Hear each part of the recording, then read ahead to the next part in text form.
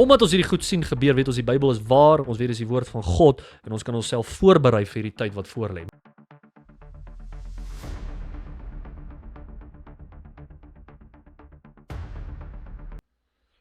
Wat 'n tyd om te lewe. Ek sê vir julle, dit is ongelooflik om te sien hoe die Bybel vir ons sekere goeie voorspel het wat in ons tyd sal gebeur en ons sien dit reg voor ons oë. So met dit wil ek sê half, as ons kyk na die sekere goeie wat nou in die wêreld aangaan, ek bedoel baie van dit is erg en mense word vermoor en is oorloë, maar dan gaan kyk ons na wat die skrif sê en dan sien ons dit is presies wat die Bybel voorspel het. 2000 jaar terug is dit geskryf en ons sien dit reg voor ons oë gebeur. So wat 'n tyd om te lewe. Dis baie interessant. Ons gaan vandag gaan kyk. Ons gaan 'n bietjie praat oor die goeie wat aan die gang is met Iran en met Amerika wat vir Iran aangeval het en Trump wat daai groot kop moslem daar uitgehaal het.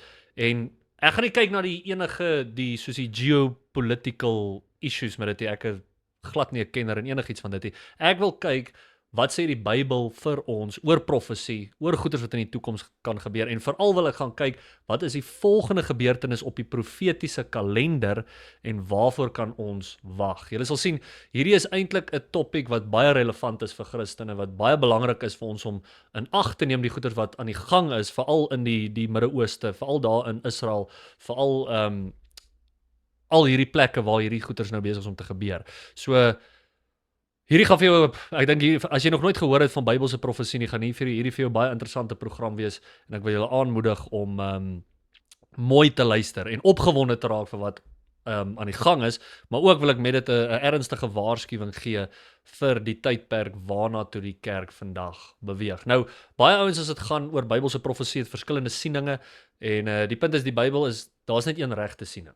Okay? So ek gaan vir julle vandag sê wat ek dink die regte siening is en dan gaan meer dit aan die skrif. As jy kan enige teenkanting gee van die posisie wat ek hier vir jou gaan gee, dan maak net seker dit is skriftuurlik. Want ek dink daar's 'n groot wanpersepsie vir baie mense daar buite oor wat in die eindtyd gaan gebeur. En ons maak dalk reg vir 'n goeie geleentheid en dit mag dalk baie slegter wees as wat jy gedink het. Maar weens meet hierdie aan 'n skrif, lewer asseblief kommentaar, dink wat dink julle oor hierdie hele situasie wat in Amerika aan die gang is en dat wat dink jy is die volgende gebeurtenis op die profetiese kalender.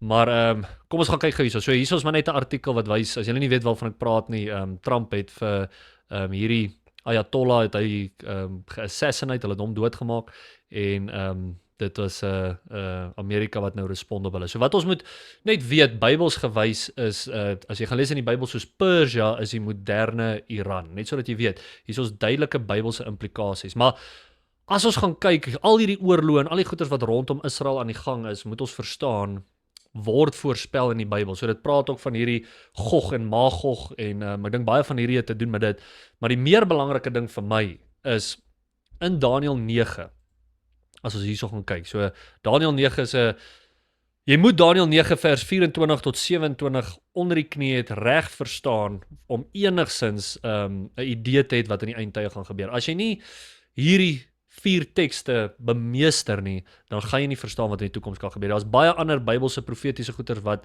van belang is, maar hierdie is die belangrikste deel as ons praat van eindtye profesie. So as ons hier gaan kyk in Daniël 9 vers 24, dan sal jy sien, dit sê 70 weeks are determined upon thy people and upon thy holy city to finish the transgression. So kom ons vat dit net gou stuk vir stuk. So hy sê eerste, hy gee 'n periode van tyd hier, 70 weeks.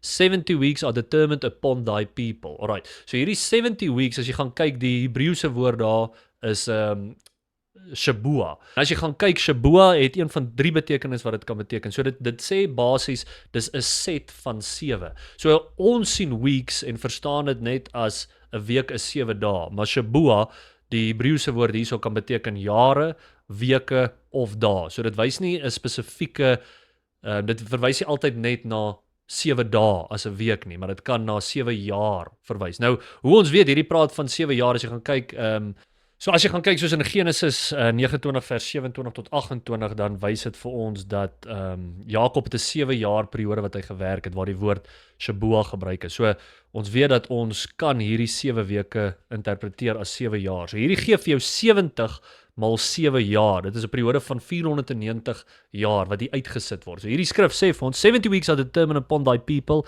and upon thy holy city. So die people and holy city hier is hier die Jode en dit is Jerusalem waarvan hy spesifiek praat. 6 goeters wat moet gebeur in hierdie 70 weke periode. Onthou dis 490 jaar. So dit sê wat moet dit doen? To finish the transgression, to make an end of sins, to make reconciliation for iniquity, and to bring in everlasting righteousness, and to seal upon the vision of the prophecy, and to anoint the most holy. So hy gee vir jou, daar's 6 goeters wat hier moet gebeur vir hierdie 70 weke om te verstryk. Nou jy kan deur daai lys gaan. To finish that transgression is nog nie gebeur nie. To make an end of sins, het nog nie gebeur nie. Mense sondig nog steeds.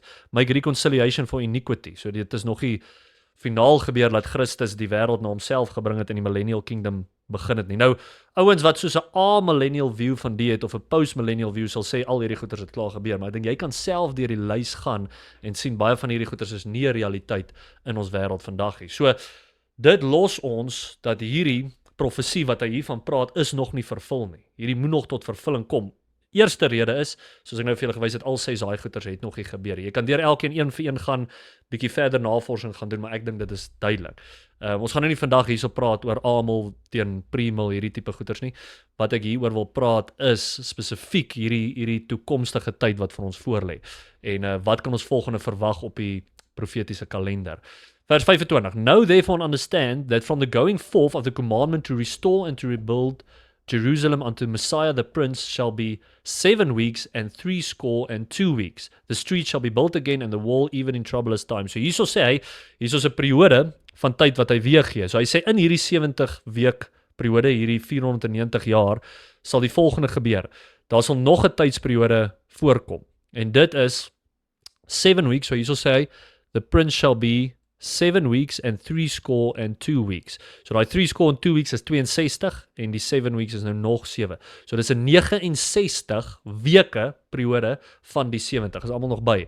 So dit los 1 week oor. Okay? So ek wys dit weer. So hy sê hy deel dit in 2 dele op. Ons gaan ook nie vandag daaroor praat hier, daar's 'n rede hoekom hy dit doen. Maar hy sê dat know and therefore understand that from the going forth of the commandment to restore and to build Jerusalem. So hy sê, jy gaan 'n commandment gegee word, jy gaan 'n bevel gegee word om Jerusalem te herbou. Vir wie? Unto Messiah the Prince. Okay, hierso sê hy, unto the Messiah the Prince. So hierso gaan bevel gegee word om Jerusalem te herbou. Nou ons weet wanneer hierdie bevel is, as jy gaan kyk in Nehemia 2, vers 4 tot 8, daar is die regte bevel, want hy sê ook, hierdie bevel moet gegee word sodat die straat herbou word, die straat en die muur. Daar's ander kere in die Bybel waar hierdie bevel gegee word, maar hierdie een waarna hy hier verwys is waar die straat en die muur geherbou word. En dit wys vir ons dat daar's 'n 69 weke periode vandat die bevel gegee word om die straat en die mure te herbou, die tempel in Jerusalem te herbou, en totdat die Messias aangekondig word. Nou, onthou wat ek nou gesê het, 69 maal 7 gee vir jou 483. So daar's 483 jaar wat moes verbygegaan het vandat die bevel gegee is om Jerusalem te herbou tot en met Christus aangekondig word as die Messias deur sy triumphal entry. Nou kyk gou hierso, hierdie is ongelooflik. Hierdie is 'n ongelooflike ding om te sien. So as jy gaan kyk wanneer is die bevel gegee? When was the command given to restore Jerusalem, spesifiek in Nehemia 2. Die datum. So hierdie datum is wanneer hierdie Artaxerxes geroel het en dit gee vir jou 445 voor Christus. Okay, mens kan hierdie nog meer spesifiek as dit maak. Dit was 14 Mei. Dit is the decree was made in the month of Nisan during the 20th year of Artaxerxes, typically cited as 44.5 BC. Okay? So hierso sit. Hierso, so julle sien. Nehemia 2, Smith Bible Commentary. So here on the 14th of March, 445 BC. So 445 voor Christus, op die 14de Maart, was hierdie bevel gegee om vir Jerusalem te herbou. Okay? Nou kyk gou hierso. Dit is ongelooflik.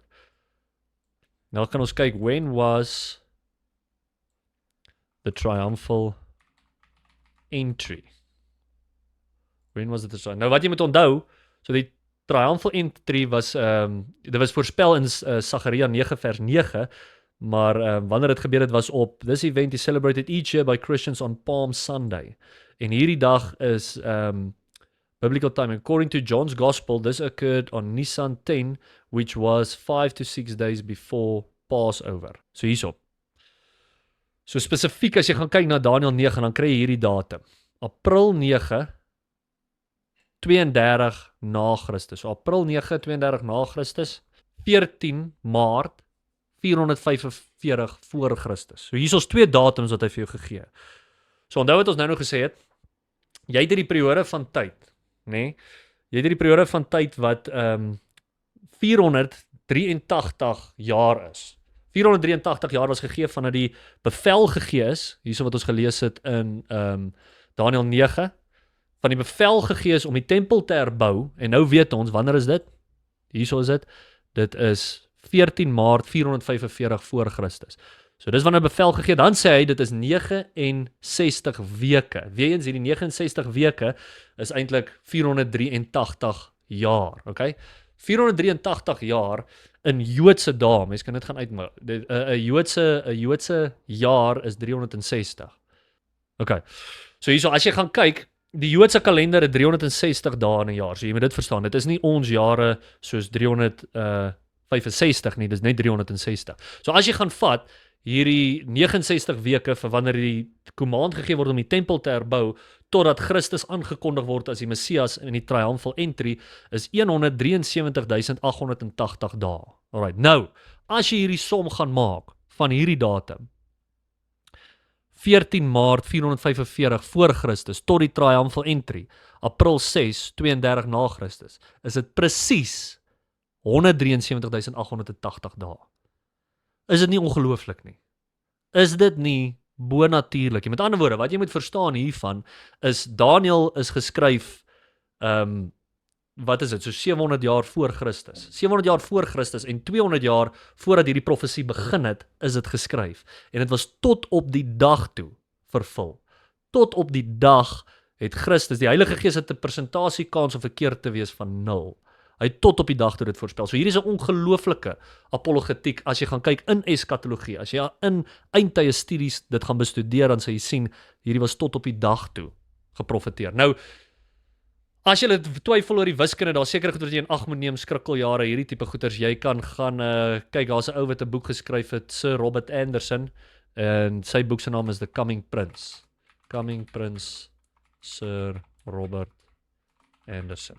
So ek sê julle aanbeveel, ek dink hierdie is actually verniet online, kan jy gaan kyk, maar hierdie is die boek wat hy geskryf het. As jy twyfel oor die wiskunde en daai goeters, gaan bestudeer hierdie boek, dan sê jy sien, hy het dit 100% reg. Is 'n moeilike lees, ek het dit sê, dis, as jy gedink het King James het moeilike Engels, my mat, hierso gaan jy sukkel. Maar in elk geval, kom ons gaan terug na hierdie profesie toe.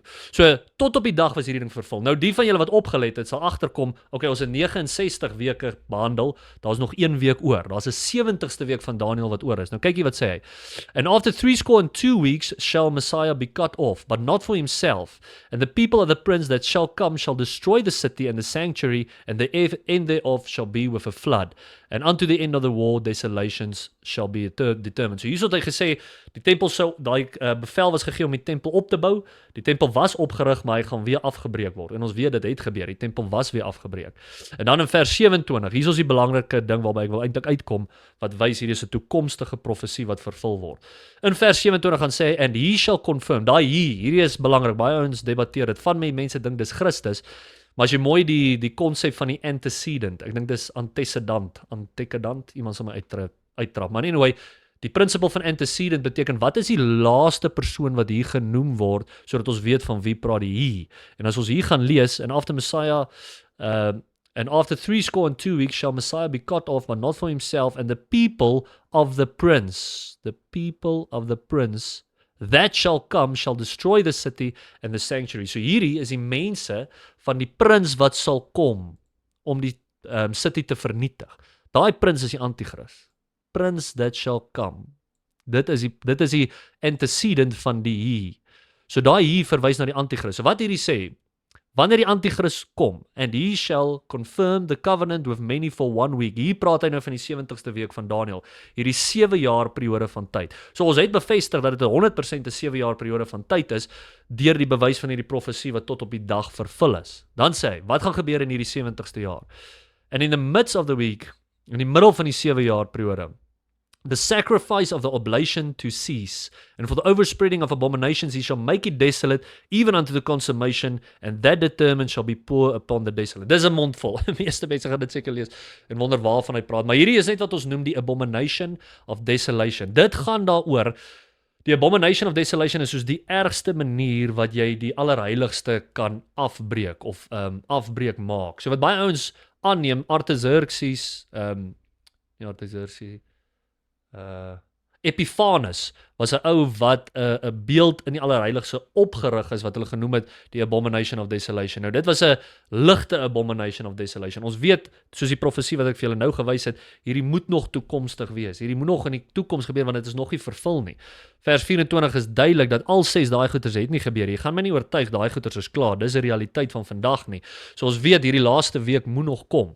En wat dit sê is, hier's 'n 7 jaar periode van tyd, en in die middel van hierdie 7 jaar periode van tyd gaan die allerheiligste afgebreek word, die abomination of desolation, die tempel wat weer opgerig gaan word, afgebreek word, en dit gaan maak dat dit gaan hierdie profesie vervul. So dit sal maak dat hierdie 7 jaar periode in die middel daarvan gaan hierdie tempel afgebreek word. Nou, dit moet jy dan onmiddellik as jy jou Bybel ken vat na Matteus 24.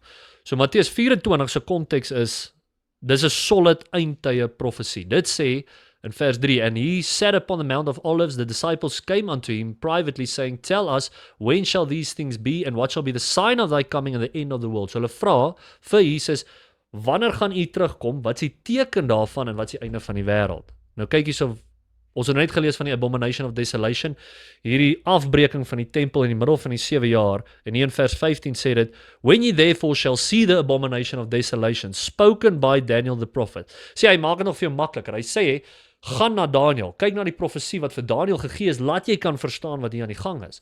Stand in the holy place, whoso readeth, let him understand. En nou beskryf hy vir jou 'n tyd van tribulation. Hy sê, then in vers 21, for then shall be great tribulation, such as was not since the beginning of the world to this time, no, nor ever shall be. So, hier is die ding wat hy hier vir ons sê. Hy sê, in die middel van hierdie 7 jaar periode, waar ons nou gelees het, na die abomination of desolation gebeur, is al met ander woorde 3,5 jaar oor, en daar sal tribulation wees, verdrukking, groter as enige verdrukking wat nog ooit in die geskiedenis gebeur het. So verstaan hoe belangrik is dit, ek meen die wêreld het al bose tye gesien, ons het al die Holocaust gesien, ons het al selfs met Noag se ark, ons het al hierdie verskriklike periode van tyd gehad, waar daar verskriklike verdrukking in die wêreld is. En hy sê, die tweede deel van hierdie 7 jaar periode van tyd, gaan hierdie verdrukking gebeur. En dit gaan erger wees as enige tyd voorheen op die aarde. En dit sê nog selfs hier, and except those days shall be shortened, there shall no flesh be saved, but for the elect's sake, those days shall be shortened. So hy sê, hierdie dae moet kort gemaak word, hierdie 3,5 jaar periode van tyd, moet korter gemaak word, want dit gaan so rof wees, dat gaan enigiemand nog oorleef in daai tyd. Nou, is die vraag, en kyk wat sê hy, for there shall rise false Christs and false prophets, and shall show great signs and wonders, insomuch that if it were possible, they shall deceive their very elect. So hierso moet julle ook versigtig wees en sien, dat vals Christusse, vals profete kan ook tekens en wonders verrig. Ons het al 'n bietjie daar oor die channel gepraat. So, die antichrist, wat julle moet verstaan, is nie 'n 180 grade anders as Christus nie. Dit is soos 'n pseudo-Christ, is die Engelse woord. Dit is soos 'n skyn-Christus. Hy gaan baie soos Christus wees. Meeste van die wêreld gaan dink hy's 'n great ou. Meeste van die wêreld gaan dink dis die ou wat hierdie konflik in Iran gaan uitsorteer. Hy gaan hierdie konflik uitsorteer, sê net maar teen die Democrats en die Republicans. Hy gaan hierdie een wêreld religion, hierdie een wêreld unity bring. En dit gelyk soos 'n uitstekende ou. Is net die ware Christene wat hom kan identifiseer as 'n misleier, as 'n persoon wat ons gaan mislei. Die vraag is nou, waar Christene stry? Hierdie periode van tyd wat ek nou hier vir julle gelees het, is die Christene deel daarvan of nie? So in die Bybel weet ons daar's 'n konsep van die wegraping. Die wegraping kan jy lees in 1 Tessalonisense 4 vers 17. So as jy gaan sien 1 Tessalonisense 4 vers 17. Daar's ouens wat sê die wegraping is nie 'n ding nie, hulle glo nie aan nie. Ek bedoel hierdie vers is vir my so duidelik as wat jy kry. Then we which are alive, mense wat nog lewe, okay, and remain shall be caught up.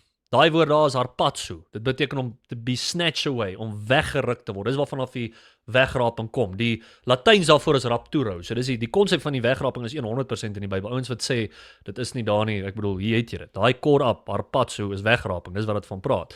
Together with them in the cloud. So hier is ons Christus wat afkom in die wolke en dan sê jy sal gevang word saam met Christus in die wolke. To meet the Lord in the air and so shall we ever be with the Lord. So hierso het jy die konsep van die wegraping. Nou die vraag is, gebeur die verdrukking voor die wegraping of na die wegraping? As jy gaan kyk, reg deur die bank, John MacArthur, Raymond Lombard, ek het vandag gedink gekyk van Mike Lowry, jy kan gaan kyk, noem hulle, noem die, Dani Botha daar gepraat, omtrent elke groot bekende pastoor of iemand wat eindtye bestudeer, meeste van hulle, glo dat die kerk weggevat gaan word voordat hierdie goeters gebeur. Ek vra vir jou, lees hierdie vers, dan sê jy vir my, dink jy dis wat die Bybel vir ons leer. Vers 29, onthou ons het nou gepraat oor hierdie groot tyd van verdrukking, dan sê hy, immediately after the tribulation. Vat gou 'n raai wat beteken after in die Grieks. Jy's reg, dit beteken after. Na die tribulation. Immediately after the tribulation. Die tribulation moet klaarmaak. Wat gaan dan gebeur? Those days, immediately after the tribulation of those days, the sun shall be darkened, the moon shall not give a light, and the stars shall fall from heaven, and the powers of heaven shall be shaken. And then shall appear the sign of the Son of Man. Onthou gou, die disciples het na Jesus toe gekom en gevra, wanneer kom u weer? Hy verduidelik die tribulation periode, en dan kom hy en hy sê vir hulle, na die tribulation, vriende, jy kry dit nie meer duidelik as dit nie. As die vir jou onduidelik is, dieselfde deel is in Markus 13 en in Lukas 21. Jy kry dit nie meer duidelik as dit nie. Jy sal sien hoe die pre-trib ouens hierdie teks vermy. Hulle praat nie oor hierdie ding nie, want dit is so duidelik teen hulle teologie. Hulle het gevra, wanneer kom Christus terug? Hier gee hy vir die antwoord. After the tribulation of those days. Dan gee hy die kosmiese tekens. Wat is die kosmiese tekens? Sun shall be darkened, moon shall not give a light. Party ouens dink hierdie is 'n realiteit van die geskiedenis. Jou post-millennial ouens sê hierdie het klaar gebeur. Hoe het dit gebeur? Waar was die son gedaken? Waar die maan geval? Waar het hierdie goeters gebeur? Hierdie kosmiese tekens is nie 'n realiteit van die geskiedenis nie. Dink julle nie een of ander sekulêre ou so gepraat het van hierdie gebeurtenis as dit in die verlede was? Hierdie is 'n toekomstige ding waar Christus kom om ons te haal. Maar wanneer kom haal hy ons? After the tribulation of those days. Dis so duidelik soos jy kry. Vers 30. And then shall appear the sign of the Son of Man in heaven. And then shall all the tribes of the earth mourn. And they shall see the Son of Man coming in the clouds of heaven with power and great glory. Hierdie hoofvers wat ons nou nog gelees het in 1 Tessalonisense 4. Wat het hy gesê? Wanneer hy terugkom in die wolke, word ons weggeraap. Wat gebeur hier? In the clouds. Daar's nie 'n wegraping voor die nie. Hierdie is waar Christus kom. Hierdie is die hoof wegraping. Dis die enigste wegraping. Wat die ouens van die pre-trib rapture sal sê is, daar's 'n wegraping voor alles van die goed gebeur. Dink julle nie, Jesus gee vir ons hierdie perfekte uiteensetting van hierdie eindtyd. Alles wat in die eindtye gebeur. Hy praat van die tribulation, hy praat van die abomination of desolation. Dink julle nie, as hy hier genoem het van 'n wegraping vir net die Christene, sou hy dit hier gesê het. Dis was nou die perfekte plek om te praat oor. Hulle het gevra, wanneer kom u weer? Hy kom nie in die geheimenis weer nie, hy kom voor almal. Almal gaan sien hoe kom hy in die wolke. Almal gaan sien hoe kom hy om sy bruid te kom haal. Vers 31. And he shall send his angel with a great sound of a trumpet, and they shall gather together his elect from the four winds, from one end of heaven to the other. Dis die wegraping. Hy gaan die uitverkorenes, soos wat ons al verduidelik, wie ons dink is die uitverkorenes, is hulle wat glo in Christus. Hulle gaan opgeneem word, weggeraap word, saam met Christus, maar die punt is, wanneer after the tribulation of those days. As hierdie teks hier vir jou onduidelik is, kom ek wys jou 'n nog duideliker deel wat praat daarvan. So as jy gaan na die parallel passage in Mark 13, kyk hierso, dit sê dit so mooi, dit is so duidelik, geen twyfel nie, Mark 13, so hy sê dieselfde ding, but in those days after the tribulation, na die verdrukking. The sun will be dark and the moon shall not give a light. Hy sê alles van daai selfde storie. En dan sê hy, and then shall they see the Son of Man coming in the clouds with great power and glory. And then shall he send his angels, shall gather together his elect from the four winds, from the uttermost part of the earth to the uttermost part of heaven. So duidelik soos jy kry. Sê hy, Die wegraping kan eers gebeur na die verdrukking. Ek wil dit net ook vir julle ook sê, baie ouens wat glo in die pre-tribulation rapture, sê dat Christus kan kom op enige tyd. Dis nie waar nie. Kyk wat sê Openbaring 10 vers 11. Laaste boek in die Bybel, Johannes skryf hy sê, and he said unto me, thou must prophesy again before many people. Verstaan jy, so Johannes het nie geglo dat die wegraping kan enige tyd gebeur nie. Want hy het gesê, hy moet nog iets gaan doen. So sien jy, hierdie konsep dat die wegraping die volgende ding is wat gebeur op die profetiese kalender is nie Bybels nie. Dit is nie Bybels nie. Die volgende ding wat gaan gebeur op die profetiese kalender is die Great Tribulation. Eerste ding wat gaan gebeur is, daar gaan 'n agreement gemaak word in Israel om die tempel te herbou. As jy nou gaan kyk, die tempel is afgebreek. Die Jode het nie 'n plek om hulle offers te maak nie. Die tempel moet eers geherbou word. Maar daar gaan 'n command gegee word om die tempel te herbou en dan begin jou klok vir die laaste 7 jaar voor die wegraping gebeur. Dan begin jou klok en dan weet jy, ons gaan nou in die tyd van verdrukking. Nou baie ouens sê, as dit is, dan set jy 'n date. Nee, ons set nie 'n date nie. Kyk weer as ons gaan kyk na Matteus 24. So die Bybel sê vir ons duidelik, dat niemand sal die dag en die uur weet wanneer Christus terugkom nie. Ek stem 100% saam. En ek sit nie 'n datum nie. Al wat ek vir julle sê is, die Bybel sê duidelik, dat wanneer die bevel gegee word om Jerusalem te herbou, begin hierdie laaste 7 jaar periode. Maar kyk ook onthou wat het hy gesê, hy sê, in vers 22 gaan sê, except those days shall be shortened. So hy sê hierdie dae gaan verkort word. Met ander woorde, ons weet nie presies wat is die datum nie. Hy gee vir daai laaste 3,5 periode van tyd, maar hy sê ook dit gaan verkort word. So met ander woorde, die post-tribulation posisie wat ek nou vir julle hier gee, wys nie dat ons 'n datum sit nie. Ek sal nooit 'n datum sit nie. Die Bybel sê duidelik hierso. But of that day and hour know of no man, no not the angels in heaven but my Father only. Mens kan nog goeters oor die sê, gaan nie nou daaroor iets sê nie, maar my idee is nie om 'n datum te stel nie. Ouens wat datum stel dis vals. Jy gaan direk teen die woord van God. Maar wat ek net probeer sê is, hierdie lei die seisoen in wat die eindtye gaan gebeur. Let gou op die taal wat hy gebruik. But of that day and hour. Ons moet sensitief wees vir dit. That day and hour, die dag en die uur sal niemand van weet nie. Nie die seisoen nie. Nie die tyd wat sal oploop wanneer hierdie gebeur. Hy gee vir ons hierdie goeders om te kan weet wanneer Christus terugkom. Hy wil hê ons moet reg wees vir wanneer die tydsperiode begin. En hier is my hart, hier is om ek hierdie video wil maak. Die kerk, dink julle die kerk is reg vir hierdie tyd van verdrukking? Dink julle as hulle ons gaan begin martel in die strate vir jou geloof, die kerk is reg vir dit? As hulle begin mense se kop afkap vir hulle geloof, dink jy die mense is reg vir dit? No ways. Die kerk is nie reg vir dit nie. Ons moet onsself geestelik voorberei vir hierdie tyd vir verdrukking wat voor lê. Hierdie goeders wat aangaan in Amerika, vriende. Ons moet besef hier is tekens van die eindtye. So Spencer Smith sê dit so maar, hy sê things are so good because they are so bad. Dis so sleg in die wêreld, maar ons weet as Christene, Christus het vir ons gesterwe sodat ons in hom die vrede kan hê. Omdat ons hierdie goed sien gebeur, weet ons die Bybel is waar, ons weet dis die woord van God en ons kan onsself voorberei vir hierdie tyd wat voor lê. Maar hierdie video maak ek om vir jou hierdie waarskuwing te gee. Die pre-tribulation rapture is nie 'n ding nie. Vriende, Matteus 24 is so duidelik as wat jy kry. After the tribulation of those days. Daar is nie 'n secret wegraping nie. Die Bybel praat nie daarvan nie. Daar's een wegraping en dit is hierdie een wat hier gebeur na hierdie tyd van verdrukking. Ons gaan deur 'n tyd van verdrukking gaan. Nou julle gaan sien, die eerste ding wat mense gaan kom met. Party ouens gaan hierdie ding nie tot die einde kykie en dan gaan ek hulle vang nou hier. Baie ouens gaan sê ja, maar we are not appointed unto wrath. Ons is nie bedoel om God se toorn te ontvang nie. 100%. Die Griekse woord vir wrath is ogre en die Griekse woord vir verdrukking is flipsis. Dis twee verskillende goed. Flipsis is wat die wêreld aan ons doen. Dis wat verdrukking is. Ogre is wat God aan die wêreld doen en ons is nie hier vir dit nie. Ons kan 'n ander keer praat oor die toorn van God wat op die wêreld gaan uitgestort word. Verdrukking wat hiervan praat, is nie dit nie. Hierdie is flipsis. Hierdie is wat die wêreld aan my en jou gaan doen.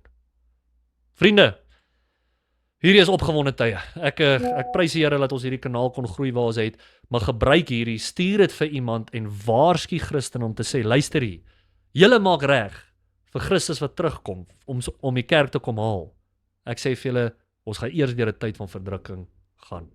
Berei jouself vooraf voor, geestelik. Ek praat nie van kry kos by mekaar en 'n halgeweer en gaan leer om te skiet nie. Dis nie wat ons moet doen nie. Die kerk moet geestelik voorbereid wees. Leer die woord, ken die skrif en prys die Here. Hierdie is tye om opgewonde te wees. Maar wat weet ek? Ek is net 'n ou met 'n Bybel.